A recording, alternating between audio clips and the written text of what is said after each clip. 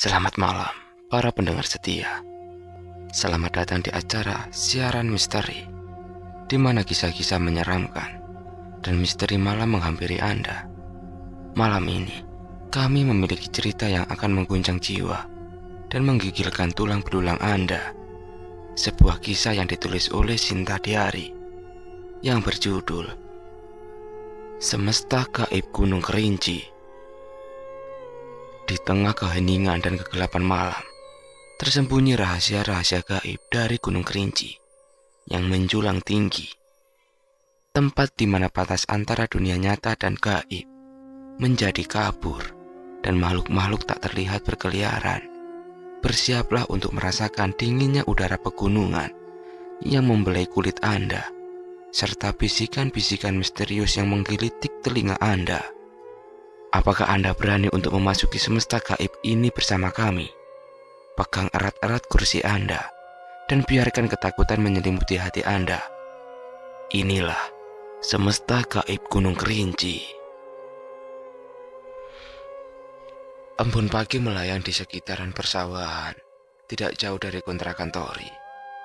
Dedaunan tampak segar tersentuh embun pagi yang berubah menjadi air tipis yang membasahi daun-daun di pohon sekitarnya. Itulah yang Tori saksikan saat keluar rumah kontrakannya. Suasana yang dingin dan udara yang masih segar membuat Tori menikmati suasana pagi itu.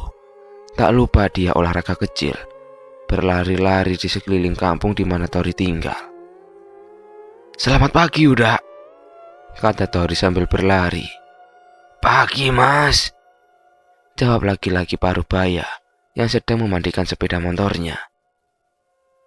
Setiap yang Tori temui disapa hanya sekedar untuk berinteraksi dengan warga sekitar.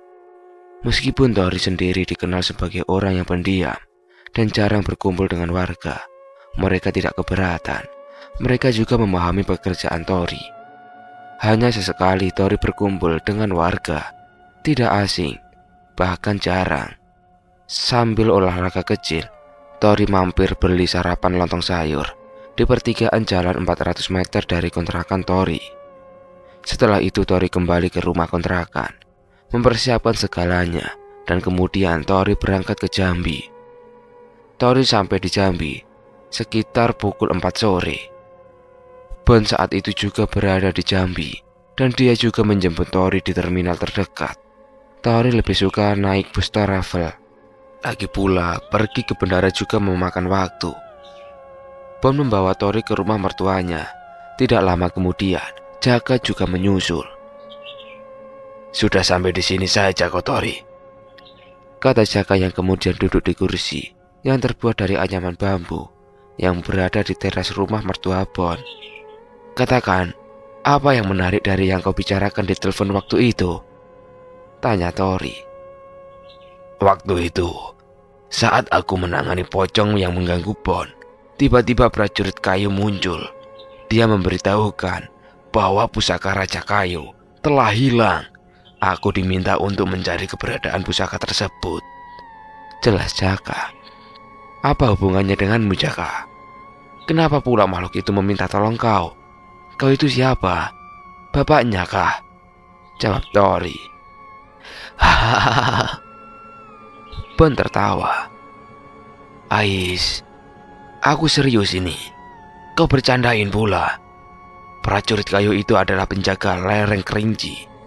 Dulunya mereka melayani Raja Kayu. Pusaka keris Eyang Brawono Geni ini salah satu pusaka Raja Kayu. Secara tidak langsung, aku ini keturunan Raja Kayu sama seperti Mbah Gun.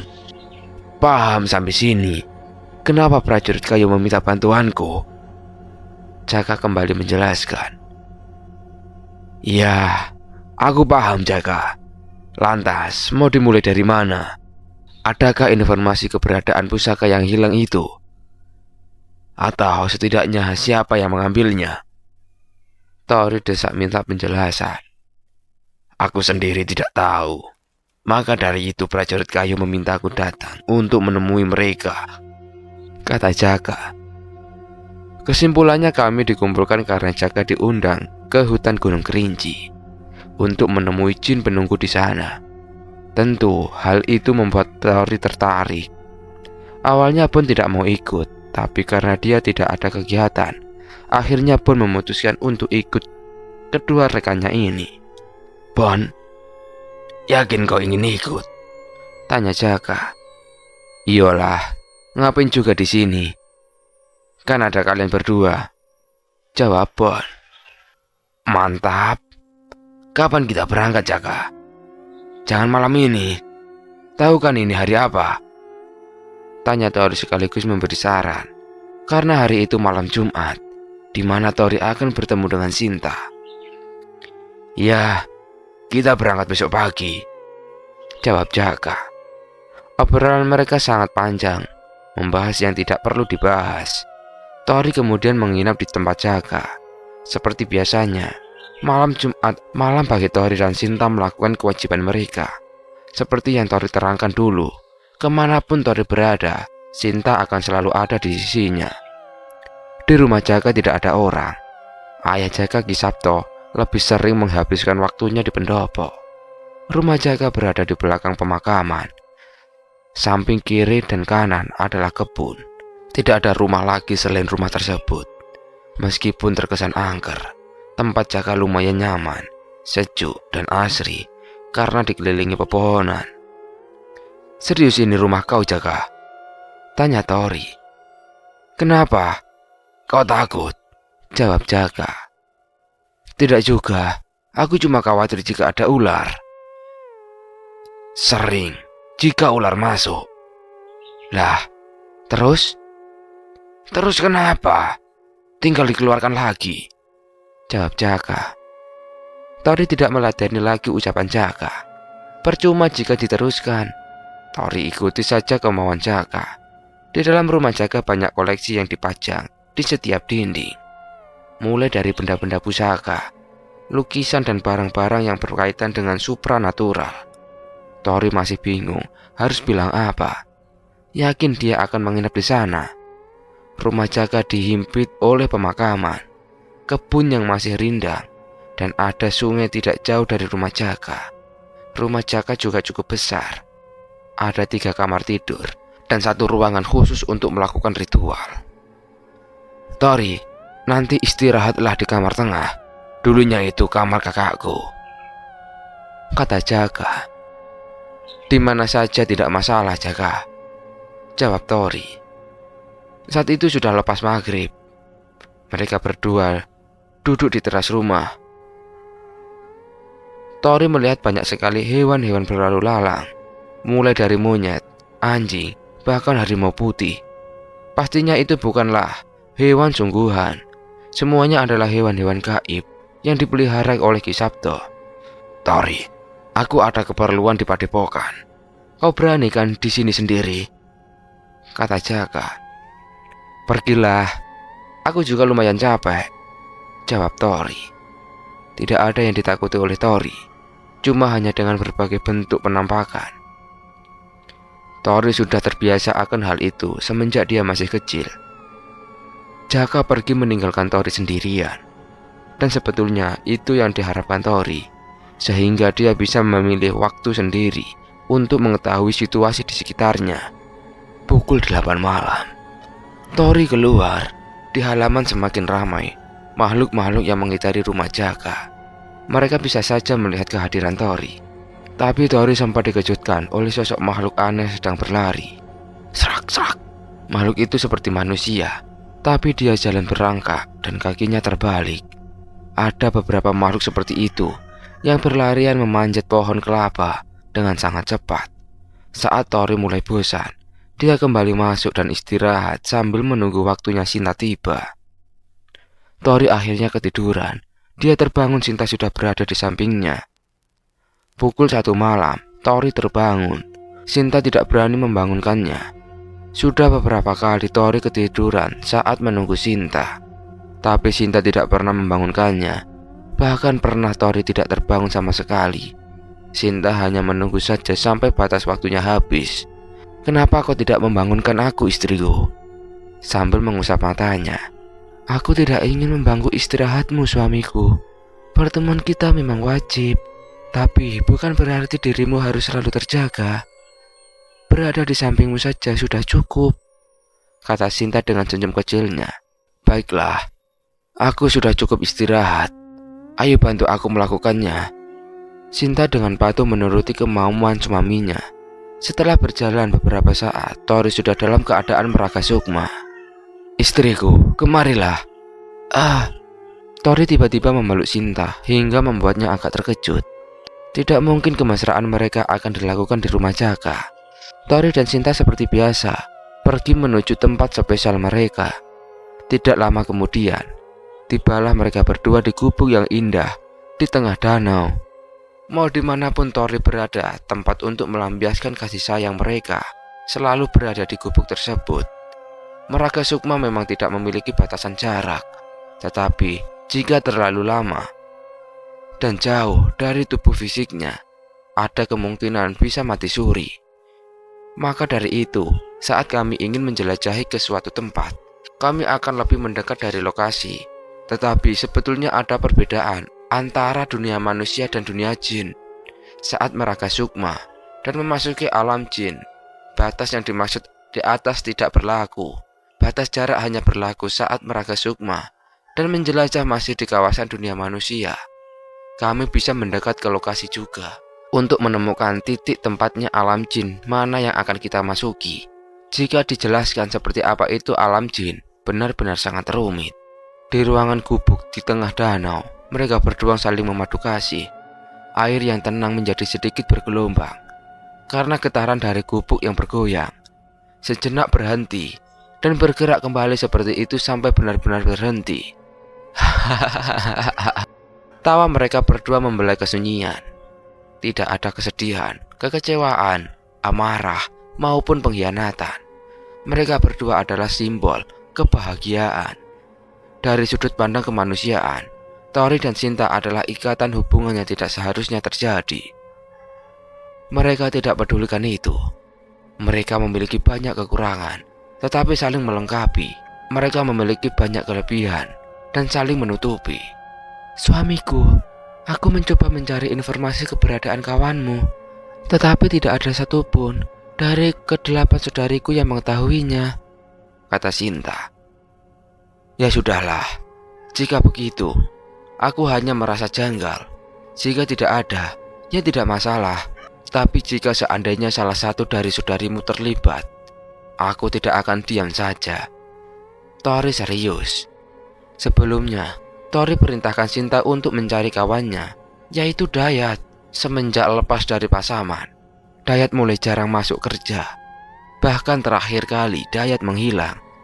Yang Tori takutkan, Dayat adalah orang yang mata keranjang. Bisa saja diam-diam dia pergi menemui salah satu saudari Sinta. Mungkin saja itu hanya kekhawatiran Tori saja. Semoga saja tidak ada sangkut pautnya dengan kaum peri pasaman. Tidak perlu khawatir suamiku. Para saudariku tidak mungkin tertarik dengan manusia sepertinya, ucap Sinta menenangkan. Kau benar istriku. Mana mau saudarimu dengan Dayat yang seperti itu. Baiklah, ayo kita sapa penghuni kerinci istriku, pinta Tori. Dengan senang hati, aku akan menemanimu, jawab Sinta. Kemudian mereka menuju lokasi Gunung Kerinci berada. Beberapa saat kemudian, gunung ini adalah tempat paling ramai yang pernah aku kunjungi, kata Tori melihat secara luas dari udara. Dah! Seluruh wilayah berguncang, seperti bagaikan gempa. Makhluk yang ramai lalu lalang, bubar melarikan diri.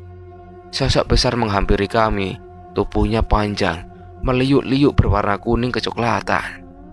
Dia adalah seekor naga besar dengan 8 tanduk di kepalanya. Selamat datang, kata naga tersebut. Aku kira kau mau memakan kami. Siapa namamu? Tori bertanya. Tidak. Saya tidak mungkin melakukan itu. Saya hanyalah penjaga yang lemah di wilayah ini. Nama saya Kalungga. kata naga besar itu yang terlihat ketakutan. Aneh memang. Kalungga adalah salah satu naga pelindung Nusantara. Apa yang dia takutkan? Gunung Kerinci adalah tempat yang menyimpan sejuta misteri. Dari seluruh gunung yang ada di Nusantara, Kerinci adalah tempat yang paling ramai dihuni oleh berbagai macam makhluk halus. Jika dilihat dari sudut mata batin, Gunung Kerinci memang tempat yang sangat ramai penghuninya. Dari lereng hingga puncak gunung, dipadati oleh berbagai benda pusaka di dalamnya. Kerajaan gaib Kayo tidak seperti kerajaan aktif pada umumnya, hanya sebagai tempat atau gudang penyimpanan peninggalan kerajaan Kayo. Kerajaan gaib Kayo juga hanya dihuni oleh beberapa sosok penjaga yang dulunya adalah pengawal Raja Kayo. Raja Kayo, Sang Kayo Hitam, adalah sosok kuat dan sakti yang menguasai wilayah Jambi dan sekitarnya. Raja-raja tanah Jawa sangat menghormatinya. Selama kepemimpinan Raja Kayo, Jambi tidak pernah ditaklukkan atau tunduk kepada penguasa manapun. Konon Raja Kayo memiliki 4 pengawal gaib dengan ukuran yang sangat besar. Selain Raja Kayo memiliki ilmu kanuragan yang tinggi serta 4 pengawal gaib, beliau juga memiliki 5 buah pusaka yang membuatnya semakin tidak terkalahkan. 1. Cemeti Kayu Hitam. Cemeti Kayu Hitam adalah pusaka sakti milik Kayu Hitam. Bentuknya sama seperti cemeti pada umumnya. Konon cemeti Kayu Hitam adalah ekor dari naga yang mati dan mengecil. Naga yang mati tersebut adalah saudari dari naga yang menjaga Gunung Kerinci, yaitu Kalungga. 2. Keris Cemeti Api atau keris Eyang Prawono Geni. Keris Cemeti Api adalah pusaka yang dulunya dibuat khusus oleh Empu Sakti untuk membunuh Raja Kayu Hitam. Namun Raja Kayu Hitam selamat dalam pertempuran karena unggul dalam ilmu kanuragan. Kemudian keris Cemeti Api menjadi milik Raja Kayu Hitam. 3. Tombak Samudra. Pusaka ini Raja Kayu Hitam dapatkan dari penguasa lautan pantai selatan sebagai rasa terima kasih Ratu Pantai Selatan atas bantuan Raja Kayu Hitam yang berhasil memukul mundur jin dari Laut Merah yang hendak menguasai pantai selatan. 4. Kurambiak Bungkuk. Pusaka ini adalah jenis pisau kecil yang melengkung. Meskipun kecil, pusaka ini sangat berbahaya dan sakti. Kurambi Bungkuk diberikan oleh pamannya, yang saat itu Raja Kayu Hitam membantu menstabilkan perekonomian kerajaan milik pamannya di Minangkabau. Selain pusaka, pamannya juga memberikan hasil kekayaannya sebagai tanda terima kasih. 5. Busur Panjang. Busur Panjang adalah pusaka milik orang sakti, yaitu mertua Raja Kayu Hitam. Sebagai hadiah pernikahan, konon busur ini tidak pernah melesat saat diarahkan kepada target. Busur panjang bisa digunakan anak panah manapun, bahkan hanya dengan ranting pohon saja bisa menembus batu. Dari kelima pusaka Raja Kayu Hitam, Cemeti Kayu Hitam dimiliki oleh Mbah Gun. Konon Mbah Gun adalah keturunan dari Raja Kayu Hitam dan memiliki Cemeti Kayu Hitam. Namun saat Mbah Gun wafat, Cemeti Kayu Hitam kembali ke kerajaan Kayu. Namun ada kejadian yang tidak terduga. Cemeti Kayu Hitam telah hilang, dicuri oleh seseorang. Sedangkan keris Cemeti Api milik Jaka. Leluhur Jaka adalah pengikut Raja Kayu Hitam dan dipercaya untuk menjaga pusaka keris Cemeti Api yang akhirnya diwariskan turun-temurun. Keris Cemeti Api memiliki nama lain, yaitu Eyang Prawono Geni. Sebetulnya, keempat pusaka Raja Kayu Hitam juga memiliki nama lain, tetapi tidak diketahui. Konon, hanya pemilik yang sah yang bisa mengetahuinya. Raja Kayu juga seorang penjelajah di dunia lelembut. Beliau juga bertempur di alam lelembut, seperti yang beliau lakukan saat membantu kerajaan Laut Selatan, diserang oleh jin dari Laut Merah, dan masih banyak tempat lainnya yang tidak bisa diceritakan. Tori dan Sinta tiba di lereng Gunung Kerinci, dan langsung disambut oleh Calungga, naga yang menjaga Gunung Kerinci. Kedatangan Tori membuat Kalungga tampak ketakutan. Tidak diketahui apa penyebab Kalungga takut akan kehadiran Tori dan Sinta. "Namamu Kalungga. Kenapa kau terlihat gugup saat melihat kami?" tanya Tori. "Ah, bagaimana saya tidak gugup? Anda adalah jelmaan dari naga emas," jawab Kalungga. "Kenapa kau bisa tahu?" kata Tori serius. "Maaf, dengan begitu besar energi yang Anda keluarkan, kami tentu tahu bahwa Anda adalah Tuan Naga Emas." "Kau keliru. Suamiku bukan naga emas. Dia adalah manusia," Sinta menyaut. "Ya, betul," Tori meyakinkan. "Tapi, silakan mampir dulu ke tempat saya. Mungkin tempat saya tidaklah layak, tapi lebih baik daripada di sini. Silakan ikuti saya." Kalungga memberikan penawaran. Tori dan Sinta hanya saling pandang. Akhirnya mereka memutuskan untuk mengikuti Kalungga. Perlahan naga besar itu menyusut dan menjadi seekor pemuda yang cukup tampan, tetapi masih memiliki sisik di sekujur tubuhnya dan masih ada tanduk di kepalanya. Ada ribuan makhluk yang ada di sana. Mereka menyingkir membukakan jalan. Para makhluk itu memandangi kami dengan penasaran, tidak memiliki niat membunuh sama sekali, hanya heran dengan kehadiran kami. Kami tiba di sebuah balai besar dan beberapa tempat duduk yang terbuat dari alam. "Kalungga, apakah itu wujudmu dalam bentuk manusia?" kata Tori. Tidak. Saya tidak mungkin bisa menyamai seperti manusia. Wujud ini adalah kondisi terbaik saya," jawab Kalungga. "Kenapa bisa begitu?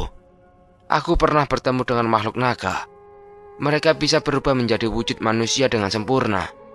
Kenapa kau tidak bisa?" kata Tori penasaran. "Jika tebakanku benar, kau ini bukan murni keturunan naga," kata Sinta. Ya, Anda benar.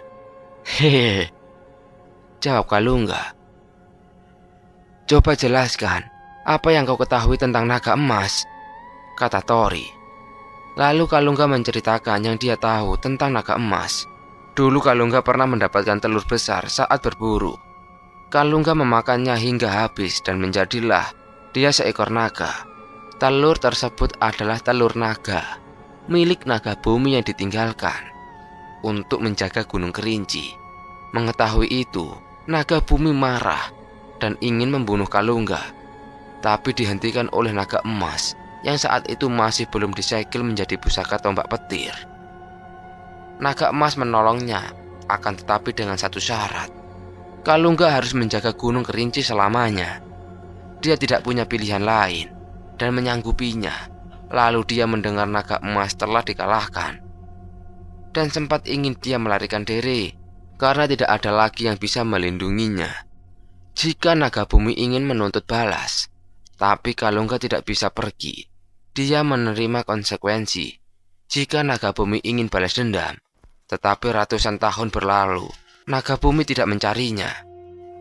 Naga emas adalah pimpinan seluruh klan naga dan naga terkuat. Kalungga mengetahui itu dan sudah hafal dengan aroma dan energi naga emas. Maka dari itu, Kalungga mengira Tori adalah perwujudan naga emas. "Tapi aku bukan naga emas yang kau maksud itu, Kalungga," Tori kemudian menjelaskan. "Oh, ternyata begitu. Ya, aku paham sekarang," jawab Kalungga. "Kau tahu bagaimana caranya supaya suamiku tidak dikenali sebagai naga emas? Akan merepotkan jika bertemu dengan musuh nantinya," tanya Sinta. "Itu mudah. Tuan hanya tinggal menekannya saja," jawab Kalungga. "Bicara mudah, Kalungga. Caranya bagaimana?" kata Tori. Jadi begini." Kalungga memperagakan sesuatu yang konyol dengan gerakan yang tidak mungkin Tori lakukan. Sinta tertawa membayangkan Tori akan melakukan gerakan yang diragakan oleh Kalungga. Lupakan. Sudahlah, kami akan pulang," kata Tori yang kemudian berdiri. "Tunggu Tuan, ada yang lebih mudah lagi tanpa Anda mengikuti pergerakan saya barusan. Tetapi Akan tidak sopan bagi saya jika melakukannya, kata Kalungga. Seperti apa itu? Jika aneh-aneh lebih baik tidak usah, jawab Tori kesal. Saya hanya perlu memegang kepala Anda. Semua informasi yang saya tahu akan berikan secara langsung. Anda bisa melakukan sendiri dengan gaya Anda sendiri, jika berkenan. Jika seperti itu, aku tidak keberatan. Cepat lakukan. Maaf, jika begitu. Kalungga memegang kepala Tori. Dan banyak informasi penting yang Tori peroleh. Selain cara menekan energi naga emas, informasi ini menyangkut kerajaan Kayo. Mungkin akan dibutuhkan nanti. Kalungga sudah ada sebelum kedatangan kedua pengawal Raja Kayo. Raja Kayo memiliki 4 pengawal. 1 menjaga makam Raja Kayo, 2 lainnya menjaga pusaka Raja Kayo, dan 1 lagi kembali ke tempatnya sebagai penguasa di wilayahnya. Terima kasih. Jika begitu kami akan pergi. Besok kami akan datang kembali bersama dengan 2 rekanku menuju kerajaan Kayo, kata Tori. Baik Tuan, dengan senang hati. Jika Tuhan ingin mampir kemari lagi, balas Kalungga. Tori dan Sinta kemudian pergi. Kunjungan singkat mereka cukup untuk menambah wawasan. Dalam ingatan Kalungga, ada sosok yang sangat kuat selain 2 makhluk yang menjaga kerajaan Kayo. Ini ada hubungannya dengan pintu gerbang menuju dunia jin. Dan kemungkinan ada kaitannya hilangnya salah satu pusaka Raja Kayo. Tidak mungkin jika manusia yang mengambilnya. Kemungkinan pelakunya berasal dari dunia jin. Jika dugaan Tori benar, ini akan menjadi pencarian yang sangat sulit dan berbahaya. Tori justru tersenyum. Semakin sulit tantangannya, akan semakin menyenangkan. Kunjungan singkat Tori dan Sinta ke lereng Kerinci cukup menambah wawasan. Ingatan Kalungga kemungkinan akan berguna baginya. Sinta dan Tori kembali. Mereka tidak ingin berlama-lama, karena paginya harus pergi ke lereng Kerinci untuk menemui prajurit raksasa, salah satu pengawal gaib Raja Kayo. Pukul 5 pagi, Tori terbangun. Dan Jaka ternyata tidak pulang malam itu. Suara ayam berkokok terdengar kencang. Tori keluar rumah sambil membawa secangkir kopi dan duduk di teras di atas kursi terbuat dari kayu lawas. Suasana masih agak gelap dan udara masih terasa dingin menyegarkan. Krekat. Suara mod yang baru Tori beli beberapa hari lalu sebelum datang ke Jambi. Beberapa waktu berlalu, Jaka datang sambil membawa 2 bungkus sarapan. Tidak pulang kau Jaka? Tanya Tori. Maaf, semalam aku sampai jam 3 Tori. Mau kesini sudah ngantuk berat, jawab Jaka. Tidak lama kemudian Bon menyusul, mengendarai sepeda motor bebek warna hitam. Kemana Bon? Tanya Jaka. Kesinilah, jawab Bon. Oh, sarapan belum kau Bon? Sudah, santai saja. Pagi itu agak mendung, tapi sepertinya tidak akan turun hujan. Kurang lebih pukul 8 pagi berangkat. Kami mampir ke minimarket untuk beli beberapa bekal. Kemudian menuju ke Padepokan. Di sana kami bertemu Ayah Jaka dan Ki Sabto. Selain ingin menyapa Ki Sabto, Tori juga sudah berniat ingin mengunjungi makam Mbah Gun. Beliau dimakamkan di tempat khusus di dalam Padepokan. Di belakang gedung Padepokan ada sebuah rumah kecil. Di sanalah peristirahatan terakhir Mbah Gun. Tanpa Tori sadari, dia meneteskan air mata saat melihat tulisan di batu nisan berdasarkan batu marmer dengan warna tulisan hitam. Semua pasti akan kembali menjadi tanah. Tidak ada yang abadi di dunia. Meskipun baru sekali Tori pernah bertemu dengan Mbah Gun semasa beliau hidup, tetapi pengorbanan Mbah Gun tidak akan pernah Tori lupakan. Cukup lama mereka berada di Padepokan, mengenal beberapa murid dan para senior yang sudah lama berada di sana. Kami bertolak selepas zuhur dan langsung menuju villa di lereng Gunung Kerinci. Sampai di villa pukul 2 siang. Villa yang cukup bagus dengan pemandangan indah, terlihat jelas Gunung Kerinci yang berdiri kokoh. Istirahat dulu, nanti malam kita akan berangkat, kata Jaka. Kok istirahat saja? Aku mau keliling sebentar. Mau ikut Bon? Jawab Tori. Aku juga mau istirahat lah Tori, kata Bon.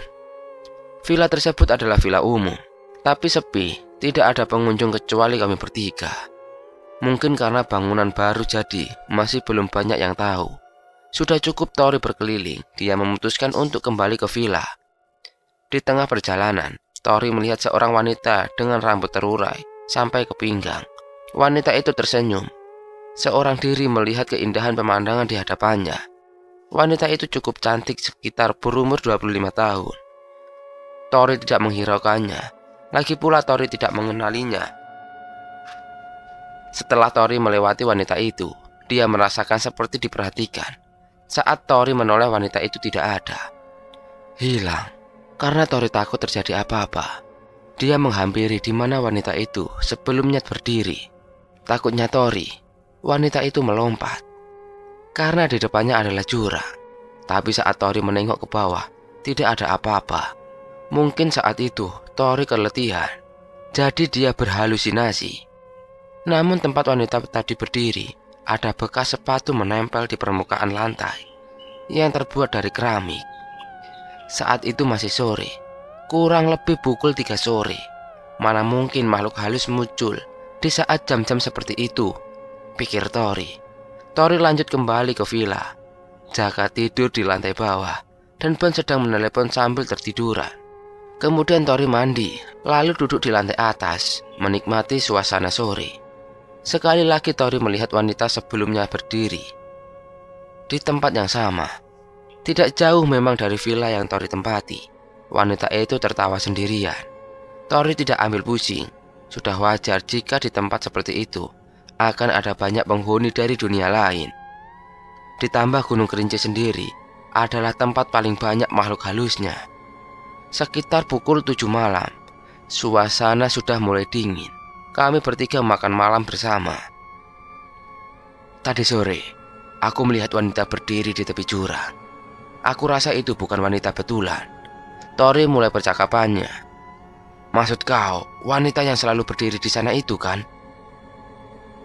Jaka menyahut. Iya, kau tahu sesuatu, Jaka? Kata Tori. Wanita yang kau lihat itu sudah meninggal. Dia terpeleset saat mengambil foto dirinya. Jasadnya jatuh ke jurang, tapi tidak ditemukan saat dicari oleh pihak berwajib dan beberapa tim SAR. Jelas Jaka, kau belum apa-apa. Sudah cerita menyeramkan saja, Jaka. Ben menyahut. Ya, memang seperti itu adanya. Konon dari beberapa pendapat mengatakan, seseorang yang meninggal saat menyayatnya tidak ditemukan, arwahnya akan bergentayangan. Lanjut Jaka menjelaskan. Entah kenapa, aku merasa merinding dan takut jika mendengar cerita seperti itu, daripada berhadapan dan bertarung dengan jin. Tori menyahut. Menurut Tori, kisah kematian dan berujung menjadi arwah gentayangan adalah suatu yang menyeramkan. Di sini yang dibahas adalah seseorang yang mati, dan kemudian arwahnya penasaran. Berbeda dengan bertemu jin dan melawannya, itu memiliki kesan yang berbeda. Sudah waktunya dimulai, Bon. Duduk di sebelahku. Aku akan bantu kau untuk meraka sukma, kata Jaka. Tori memilih untuk pergi ke lantai atas. Dia punya cara sendiri untuk meraka sukma. Setelah beberapa saat, Cinta datang bersama kedua pengawalnya, Siri dan Suru. Kemana Sira istriku? Tanya Tori. Sira dan Sire ada tugas untuk mengawal ibunda pergi ke suatu tempat suamiku. Oh begitu. Baiklah, ayo kita keluar terlebih dahulu. Tori sudah dalam keadaan meraka sukma. Dia dan Cinta keluar dari villa, diikuti Siri dan Suru. Tori memandangi wanita yang sebelumnya dan masih berdiri di tepi jurang. Ada apa suamiku? Apa makhluk itu mengganggumu? Kata Cinta. Tidak istriku, aku hanya merasa dia dalam keadaan kesedihan yang amat berat. Tori menjawab. Lalu Cinta menghampiri sosok tersebut hendak menanyakan sesuatu. Tetapi wanita itu ketakutan dan langsung pergi. Makhluk itu tercipta dari emosi seseorang. Dia tidak akan pernah bisa diajak untuk berinteraksi. Biarkan saja suamiku, kata Cinta. Tidak lama kemudian, Jaka dan Bon keluar menyusul kami. Baiklah, Ayo berangkat temui prajurit kayu, kata Jaka mendahului pergi bersama Bon. Kami terbang menuju lereng Kerinci. Di bawah maupun di atas, sangat banyak makhluk yang sedang beraktivitas. Mereka tidak memperdulikan kami, seperti menganggap kami ini sama seperti mereka. Turun dan masuk ke hutan. Di dalam hutan ada jalan bercahaya menuju ke suatu tempat. Cahaya itu berasal dari kumpulan kunang-kunang yang menempel di beberapa tempat dan terlihat seperti jalan yang bercahaya. Tunggu sebentar, kata Jaka serius. Ada apa, Jaka? Bon mulai khawatir. Sepertinya aku salah jalan, jawab Jaka. Ah, sial kau. Kirain ada apa? Kata Bon kesal. Tori kemudian naik ke atas, diikuti oleh Sinta dan kedua pengawalnya. Kalungga! Teriak Tori. Dah! Suara gemuruh dan bergetar membuat Jaka dan Bon terkejut. Tanpa menunggu lama, Kalungga datang. Selamat datang, Tuan, kata Kalungga. Tunjukkan jalannya, di mana kerajaan kayu, pinta Tori. Baik, Tuan. Tapi sebelum Kalungga jadi mengantarkan kami, sosok raksasa datang dari arah berlawanan. Saat Kalungga datang, raksasa itu tiba-tiba mengecil dan menjadi seukuran manusia. Pergilah, Kalungga. Terima kasih sudah datang, kata Tori. Sama-sama, Tuan. Kalungga langsung meninggalkan lokasi. Kemudian Tori dan Sinta mendekati ke arah Jaka.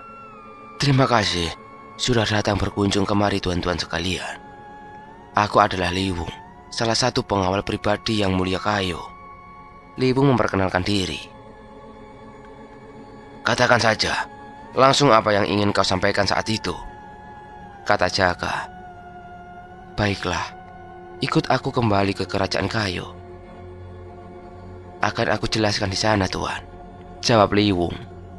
Saat kemudian kami tiba di pendopo biasa, dengan bangunan yang biasa pula, tetapi sangat besar dan luas. Di mana, Inggon? Kata Jaka. Jadi, begini, Tuan.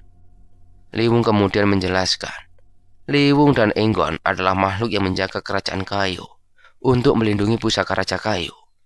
Suatu hari ada makhluk dari wilayah lain datang untuk merebut pusaka Raja Kayu, tapi aksinya digagalkan oleh kedua penjaga tersebut.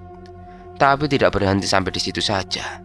Saat kedua penjaga itu lengah, salah satu pusaka Raja Kayu berhasil dibawa oleh makhluk itu. Kemudian Inggon mengejarnya dan belum kembali setelah sekian lama. Pusaka mana yang telah diambil? Tanya Jaka. Cemeti Raja Kayu dan tombak samudra, Tuan, jawab Liwung. Jaka berpikir sejenak. Jadi, maksudmu kau memintaku untuk menyusul Egon? Kata Jaka. Aku tidak bisa meninggalkan tempat ini. Aku hanya minta Anda mencari Maung dan menceritakan masalah ini. Tori seketika terkejut mendengar nama Maung. Tori pernah mendengarnya namun samar-samar. Apakah Tori akan bertemu kembali dengan Maung seperti saat dia masih kecil? Ayo cari Maung, Jaka, kata Tori bersemangat. Ucapan Tori ada nada sedikit marah. Apakah Tori juga akan mencari Janggrek yang telah membuat Mbah Kun meninggal? Saat itu pemimpin Janggrek sudah berhasil dikalahkan oleh Mbah Sabar. Tetapi masih banyak jogrek yang lain berkeliaran. Sepertinya Tori akan melampiaskan amarahnya, lalu mengatakan pada mereka, pusaka Raja Kayu telah dicuri oleh makhluk dari wilayah lain. Enggon, salah satu penjaga pusaka, mengejar pelakunya dan tidak kembali lagi hingga sekian lama. Liwung meminta Jaka untuk mengabari Maung atas kejadian tersebut, karena Liwung tidak bisa meninggalkan kerajaan kayu begitu saja. Sebelum Jaka mengambil keputusan, Tori duluan yang berinisiatif bersedia mencari Maung. Ada sesuatu yang membuat Tori tertarik sekaligus haus akan dendam. Semenjak pulang dari kerajaan langit, Tori menjadi lebih emosional, terutama saat dalam keadaan meraga sukma. Di mana lokasi Maung? Kata Jaka. Tidak jauh dari sini, Tuan. Maung masih berada di wilayah kekuasaan Yang Mulia Kayo. Dia tidak akan pergi lebih jauh, jawab Liwung. Ais, maksudku, lokasi tempatnya ada di mana? Jaka meminta penjelasan. Untuk itu, aku tahu. Ayo berangkat. Tori langsung memotong ucapan Liwung. Lagi pula Liwung tidak tahu keberadaan Maung secara pasti. Tori masih ingat samar-samar. Meskipun sekarang orang tua Tori tidak lagi tinggal di Jambi, Tori masih ingat samar-samar hutan yang biasa dulu dia bermain masih berada tidak jauh dari lereng Kerinci. Jaka tidak banyak bicara. Dia percaya Tori mengetahui sesuatu. Semoga berhasil menemukan Maung, tuan-tuan, kata Liwung. Mereka meninggalkan wilayah kerajaan Kayu. Beberapa saat mereka berputar-putar di udara. Tori mencari lokasi desa di mana dulu ayah dan ibunya tinggal. Pastinya situasi sudah jauh berbeda. Sepertinya daerah sini dulu orang tuaku pernah tinggal, gumam Tori. Langsung saja turun untuk memastikan, sahut Bon. Jaka langsung turun, diikuti yang lainnya. Lingkungan di mana dulu orang tua Tori tinggal, semuanya sudah banyak berubah. Sudah banyak rumah berdiri. Hanya ada satu yang tidak berubah, yaitu gapura yang masih berdiri kokoh, meskipun sudah banyak perombakan. Benar, ini kampung dulu orang tuamu tinggal di sini, Tori, kata Jaka. Iya, tidak salah lagi, jawab Tori yakin. Lalu di sebelah mana lokasi yang kau tahu keberadaan Maung? Lanjut Jaka. Terus saja, jawab Tori terbang rendah menuju tempat yang dituju. Setelah beberapa kali mencari, Tori menemukan pohon tua yang besar, jauh dari pemukiman penduduk. Tori merasa familiar dengan pohon tersebut. Agak lama dia memandangi pohon tersebut. Suamiku, adakah sesuatu dengan pohon besar ini? Kata Sinta. Ya, disinilah dulu Mbah Sabar dan Bakun menemukanku, jawab Tori sambil memandang sekitarnya, seperti mencari sesuatu. Apa yang kau cari, Tori? Kata Bon. Ah, tidak ada, jawab Tori kemudian menghentikan pencariannya. Tori hanya merasa aneh. Mereka sudah berada di dalam hutan yang cukup dalam, tapi mereka tidak menemukan makhluk yang sesuai yang sedang dia cari. Puluhan tahun berlalu, mungkin saja semuanya sudah telah berubah. Tidak ada lagi jogrek yang berbahaya. Aku yakin ini lokasinya, Jaka, kata Tori. Baiklah, jika begitu aku membuka portal gaib di sini. Jaka mulai mengucapkan mantra-mantra dan meraba angin. Bon hanya cengengesan melihat tingkah Jaka yang terlihat konyol baginya. Namun tidak lama kemudian, seketika suasana menjadi sunyi. Suara binatang malam tidak terdengar lagi, berganti dengan suara-suara aneh dan menyeramkan. Kras. Kita sudah memasuki wilayah mereka. Bagaimana cara menemui Maung? Tanya Jaka. Tidak tahu. Waktu itu Maung sendiri yang menemui kami, jawab Tori. Bagaimana Maung bisa mengetahui kalau kita di sini sekarang? Tanya Jaka. Buat kerusuhan. Hehehe, jawab Bon asal. Sembarangan kau, Bon, balas Jaka. Benar apa yang Bon katakan?